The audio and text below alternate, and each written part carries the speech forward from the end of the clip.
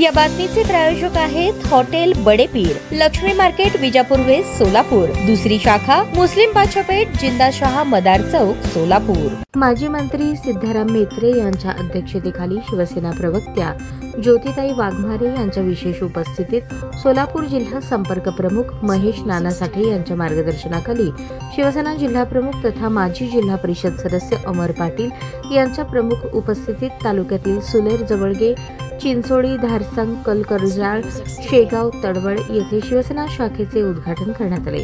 या प्रसंगी तालुका प्रमुख बाबासाहेब पाटील, उपजिल्हा प्रमुख सुनील कटारे, सागर सोलापुरे, सैपन पटेल यांच्यासह पदाधिकारी व असंख्य शिवसैनिक उपस्थित होते।